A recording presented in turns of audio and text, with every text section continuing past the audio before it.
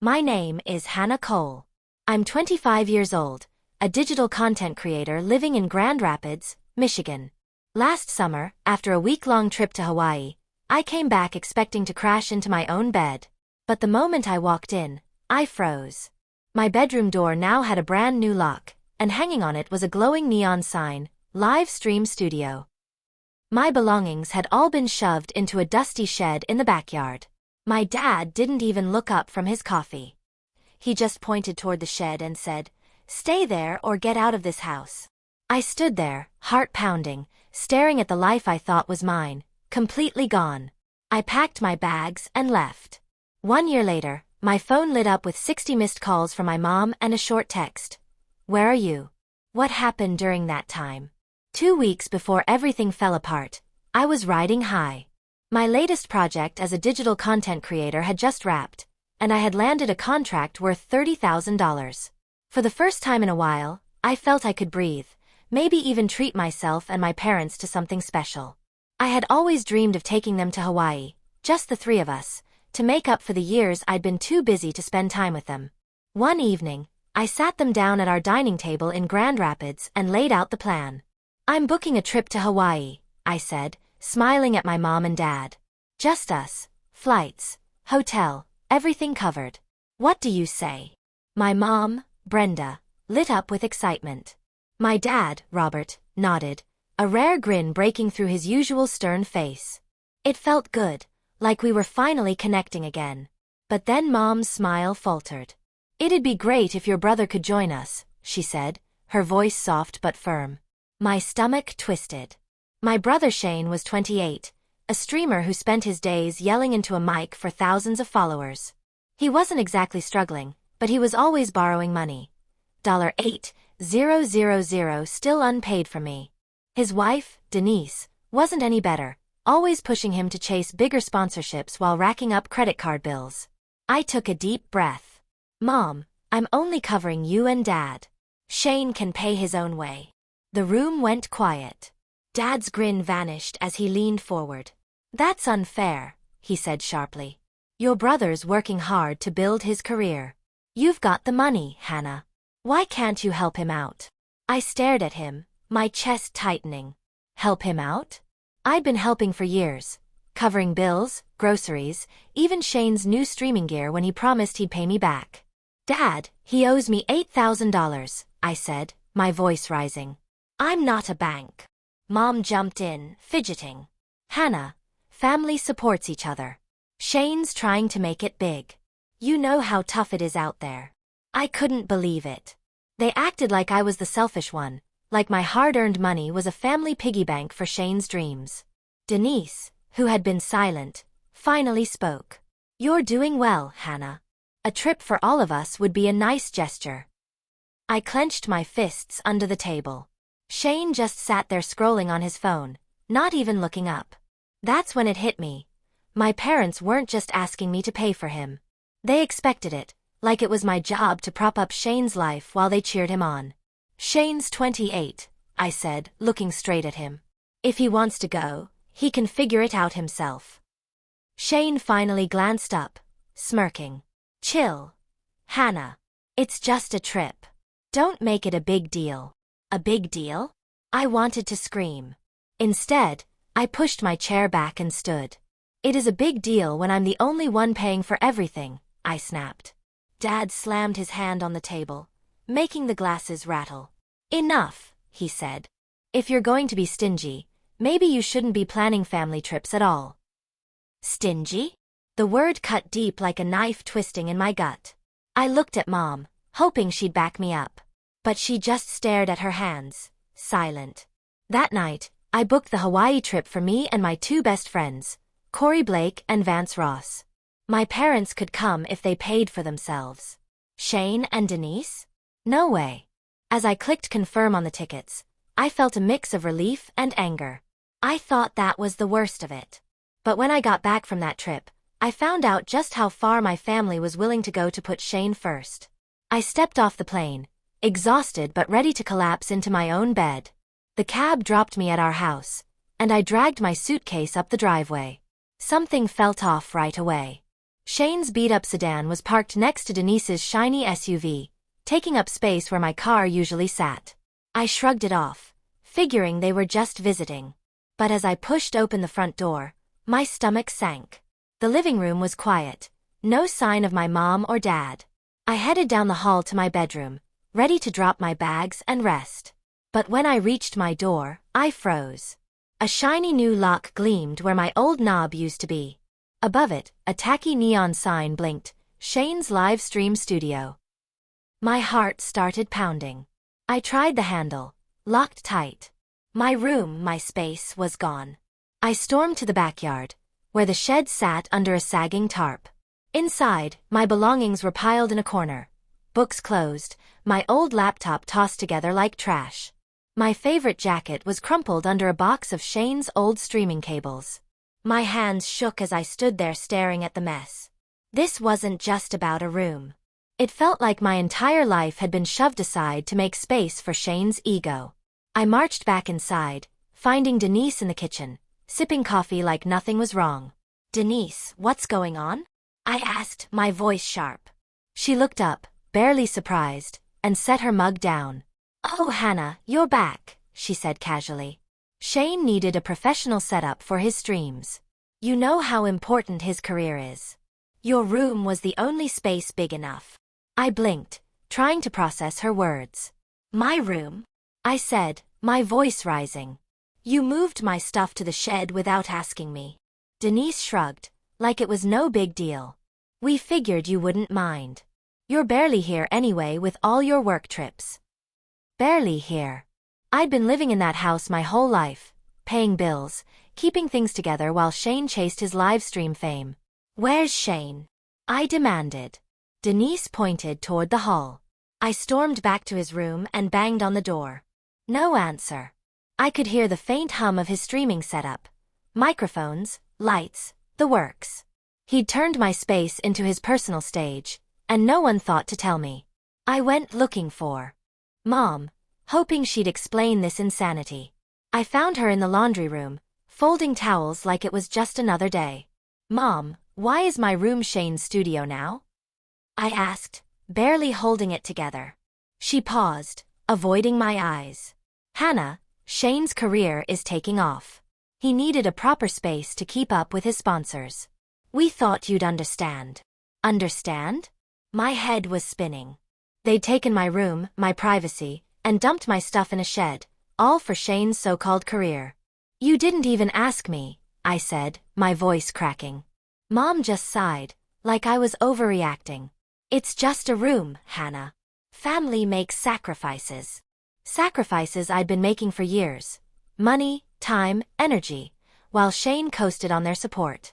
Denise walked in, catching the end of our conversation. "Shane's got a big deal coming up," she said, crossing her arms. "This setup could make or break him." "Why make a fuss?" she added. I stood in the kitchen, pulse racing, determined to get answers. The sting of seeing my room turned into Shane's studio was bad enough, but the way Denise brushed it off pushed me over the edge. I needed to know why my family thought this was okay. I found my dad, Robert, in the living room flipping through a newspaper. "Dad, we need to talk," I said, voice steady despite the anger bubbling inside. He lowered the paper, eyes narrowing. "What's this about, Hannah?" he asked, as if he didn't already know. "Why is my room Shane's studio? Why are my things in the shed?" My words hung sharp and direct. Before Dad could answer, Mom walked in, tense. "Hannah, calm down," she said, patronizing. My entire life had been uprooted, and she wanted me quiet. I ignored her and turned to Dad. "You didn't even ask me. You just decided my room belongs to Shane now." Dad leaned back, crossing his arms. "Your brother's career is important. He's got sponsors counting on him. You've got your job, Hannah. You don't need that room as much as he does." I couldn't believe what I was hearing. My job, my money, my contributions. None of it mattered because Shane's streaming dreams took priority. I've been paying bills here for years. What about me? I snapped. Mom stepped closer, hands raised like mediating. "We're a family. We make choices for everyone's benefit. Shane's close to a big break. A big break? I'd heard that excuse 100 times, and it always ended with Shane blowing his chances. Denise appeared in the doorway, arms crossed, smug. You're making this harder than it needs to be. Shane's under pressure.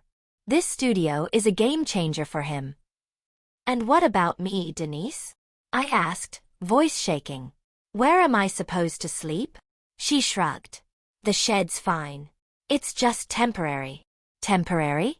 My eyes darted to Dad, waiting for him to care. Instead, he stood face hard. You've got two options, Hannah. Stay in the shed or get out of the house. The words hit me like a punch. My own father chose Shane over me, reducing my life to a dusty corner of the backyard. I looked at Mom, hoping for a flicker of support. She stared at the floor, silent. Shane wasn't even there, probably streaming oblivious to the chaos. I felt the weight of years of being pushed aside, always second to Shane's needs. You're serious? I asked, barely above a whisper. Dad didn't flinch. That's the deal, he said. Something inside me snapped. I wasn't going to beg for a place in my own home. Fine, I said, voice steady. I'm done. I turned and walked out, heart pounding, mind clear. They'd made their choice, and I was making mine. I headed to the shed to grab what I could carry. The air was stale, and my belongings were a chaotic pile. Books, bent clothes, sketchbooks buried under Shane's discarded junk. I grabbed a duffel bag and started packing, my hands moving faster than my thoughts. Memories of being the overlooked sibling rushed back. Shane had always been the golden child. Bigger birthday gifts, private lessons paid for him while mine were denied, loans never repaid. I zipped the bag, chest tight with resentment, dragged it out, and headed to my car. The house was silent. No one came to stop me. I threw the bag in the back seat, fingers shaking, and texted Corey. Can I crash at your place tonight? His reply came instantly. Get over here. Doors open. Driving through Grand Rapids, I felt a mix of anger and relief. Corey's apartment was small and cluttered, nothing fancy, but safer than home. He was sprawled on the couch with a pizza box open. You okay? He asked. I dropped my bag on the floor. They gave Shane my room, I said, voice low. Dad told me to stay in the shed or leave. Corey didn't interrupt. I told him everything. Denise brushing it off, Mom silent, Dad's ultimatum. Talking it out made it real. The betrayal cut deeper than I expected. That's messed up, Hannah, Corey said. You don't deserve that. For the first time that day, I felt seen. I didn't have to justify my anger. He offered me his spare room, tiny with an air mattress, but it was more than my family had given me. As I lay on it that night, staring at the ceiling, I realized leaving wasn't just about escaping the shed. It was about breaking free from years of being overlooked. For once, I was choosing myself. The next morning, I woke on Corey's air mattress, the weight of yesterday pressing down on me. Staying there gave me a chance to catch my breath, but I knew it was temporary. I needed my own space, my own future. Corey was a lifeline from the start. Over breakfast, leftover pizza and coffee. He didn't push me to talk about the fight with my family. Instead, he jumped straight to action. You need a place, he said, pulling out his laptop. Let's find you something solid. I nodded, grateful for his no-nonsense approach. That same morning, he called Vance, my other best friend, who knew the Grand Rapids rental market better than anyone. By noon, the three of us were scrolling through listings, narrowing down options within my budget. We found a one-bedroom apartment downtown, a cozy spot with big windows and a rent of $1,200 a month. Not fancy, but it was mine. Vance drove me to the leasing office the next day, cracking jokes to keep my spirits up. This place is better than a shed, he said, grinning as we signed the lease. I laughed for the first time in days, feeling a spark of hope. Moving in took a weekend. Corey hauled boxes, Vance set up my Wi-Fi, and I unpacked the few things I'd salvaged from the shed. Every step felt like reclaiming a piece of myself. With a place to call my own, I threw myself into work. Living with my family had been a constant distraction. Shane's late-night streams, Mom's endless excuses for him, Dad's demands for help with bills. Now, in my quiet apartment, I could focus. I pitched new ideas to clients, collaborated with brands I'd only dreamed of working with, and started a side project, a video series about chasing your own path. The freedom was intoxicating. Within a month, my income doubled. One client offered a long-term contract worth $50,000, enough to cover rent and save for the future. I wasn't just surviving. I was thriving. Corey and Vance were my biggest cheerleaders, dropping by with takeout to celebrate every milestone. "You're killing it," Corey said one night, raising a glass of cheap wine. Vance added, "Told you, you didn't need that house." Their support reminded me what real family looked like. People who lift you up, not push you aside. I built a routine that worked. Mornings were for editing videos, afternoons for client calls, evenings for brainstorming new content. I joined a local co-working space, connecting with other creators who shared tips and ideas. My videos started gaining traction, thousands of views pouring in. Fans left comments about how my story inspired them to take risks. It felt good to know my work mattered, that I was building something real without my family's shadow over me. There were moments when doubt crept in. Late at night, I'd wonder if I'd been too harsh, if I should have stayed and fought for my place. But then I'd remember the shed, the way my dad dismissed me, how Shane never even apologized. I had made the right choice. My phone stayed quiet. No calls or texts from Mom, Dad, Shane, or Denise. That silence was painful but liberating. It confirmed they didn't care enough to reach out, but I was free to move forward. By the end of the first month, I'd saved enough to buy new furniture, a desk, a proper bed, things that made my apartment feel like home. I wasn't rich, but I was stable. And that was more than I'd ever had living with my family. Corey and Vance kept me grounded, always ready with a laugh or a reality check. They didn't just help me find a place. They helped me find myself. My new life was just beginning. Nearly a year after moving out, my phone lit up with a notification that stopped me cold. It was Denise, the first contact from anyone in my family since I left. "Hannah, we need to talk. It's urgent." My stomach churned, but I ignored it, focusing on a client pitch. Then another text came, and another. By the end of the day, my phone showed 60 missed calls from Mom and a voicemail that sounded desperate. Something big had happened. I called Corey, who'd been my rock through everything. "You won't believe this," I said, explaining the messages. He suggested meeting at a coffee shop to figure it out. Vance was there too, ready to weigh in. I played the voicemail on speaker. Mom's voice was shaky, almost unrecognizable. "Hannah, please call me back. We're in trouble. Shane needs you. Shane needs you." Those words hit like a slap. After everything, they were reaching out because of Shane again. I called Mom back, bracing myself. She explained Shane had been gambling online, losing thousands, sponsors dropped him, and now the family owed a crushing debt. "We had to sell the house," she said, voice breaking. I gripped the phone, mind racing. The house, my childhood home, was gone because of Shane's recklessness. "What do you want from me?" I asked, flatly. Mom hesitated, then said, "We need your help, Hannah. Money. Maybe a place to stay." I almost laughed. After they'd kicked me out, taken my room, and ignored me for a year, they thought I'd bail them out. Denise's voice came through, pleading. "Hannah, please. Shane's a mess. We're family. Can't you help us?" Her words burned. Family. They hadn't treated me like family when they gave Shane my room or told me to live in the shed. I took a deep breath, steadying myself. "Denise, you don't get to call me family now," I said firmly. "You made your choices. Shane made his. I'm not cleaning up this mess." There was a long pause. Mom started to speak, voice trembling, but I cut her off. "I've been supporting this family for years. I'm done." I hung up, hand shaking but resolute. They didn't get to rewrite the past just because they were desperate. Corey and Vance sat across from me, faces a mix of shock and pride. "You did the right thing," Vance said. "They can't expect you to fix their problems after what they did."